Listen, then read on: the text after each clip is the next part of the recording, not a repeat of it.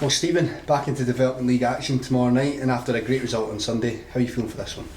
Well, we're looking forward to it. I think when you're, in a good run of form, the players are feeling good about themselves. They're content how they're doing. Then I think every game you really look forward to. So it's an opportunity. I'll probably have to mix things up a little bit. There's a lot of energy taken out of the legs on Sunday, so we'll probably mix one or two up just to try and freshen it up, try and keep people at the top of their game. So it's important when you're on a good run of form, you try and keep it going. You try and maintain that.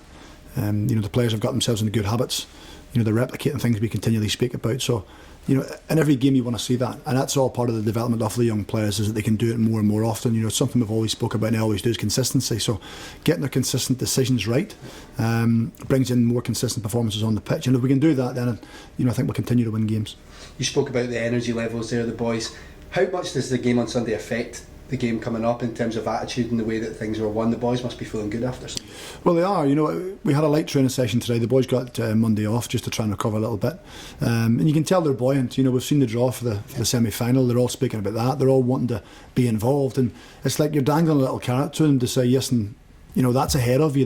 That's the games that have to come, but you have to make sure you perform in the league games. You perform away to Dundee United, and we perform at home to Hamilton next week to make sure you're in the side for that cup game. So it's like a little carrot we're dangling just to keep them going. We're showing them lots of video stuff, having meetings with them. We're trying to just replicate, which brings the best out in them. So I think it shouldn't be too much of a problem. I think the last round after we played Morton, we played on the Tuesday. We only had 1 day of recovery. This time we've got 2 days of recovery, and it's like playing a Sunday, Wednesday's fine. That's what you have to get used to if you want to play at the top level in senior football. You have to get used to games coming around very, very fast. You have to cope physically. They have to learn how to sleep, how to eat right. I don't mean sleep as in close your eyes, but when the best time to sleep and get as much as they possibly can. So again, it's just all a learning curve. You touched on the draw. What have you made of that? Hibs or Celtic coming up? Are you looking forward to that? Well, who would ever have thought that Rangers and Celtic would never meet in the semi-final? That's me being a little bit cynical. But listen, we're not really bothered who we get. We've worked ever so hard to get where we are. The players have put so much in. Sunday was a huge task, going 2-0 down, missing the penalty. There's so many lows within the game at the start that for the kids to mentally cope with that and still have enough to punch back when the game was quite open towards the end. The pitch was heavy, the boys looked tired, they looked tired, so to have that little bit more determination just to push themselves over the line. So the semi-final will be, I think Hibs and Celtic haven't played yet. They're due to play in the next couple of weeks.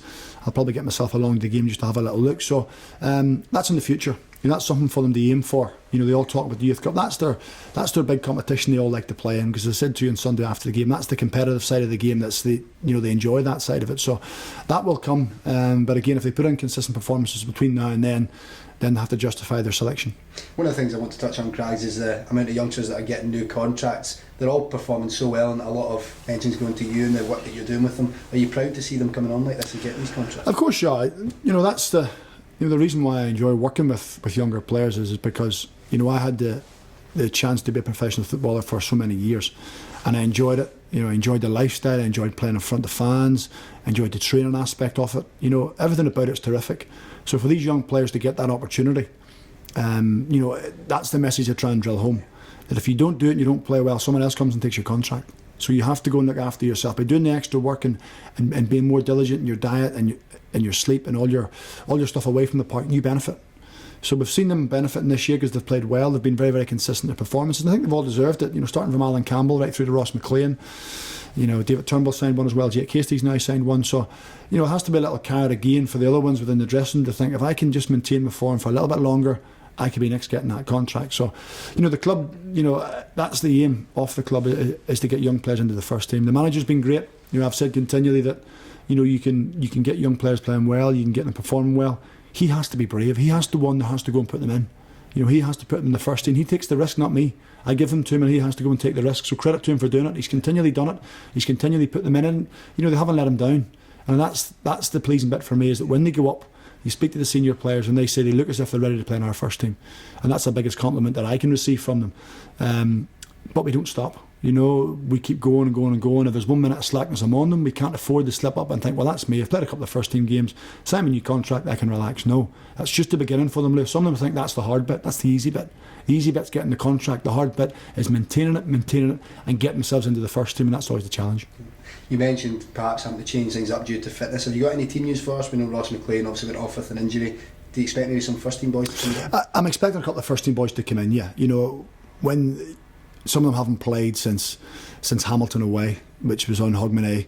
Some of them probably haven't played before that. So for the manager to have his best, you know, squad available for Saturday against Rangers and for next Tuesday against Ross County, players need to get some game time. You know, we're fully appreciative of that. It gives me a chance to just leave a couple out and bring a couple in. I'm not too sure of names at the minute. We trained this morning, so I think the manager will make a final decision this afternoon of what he wants to do. But certainly bringing them in, you know, it's good for the younger ones to come in, because the senior ones are desperate to play football. So when they come in and they're in the top of their game and they're full of energy, sometimes it just pulls them along a little bit. So I'm looking forward to it. You know, you always look forward to the young ones playing. Sometimes it's like a basketball game, but it's open, it's attractive. You know, we'll have a go, Dundee United will have a go, and hopefully we can get a win.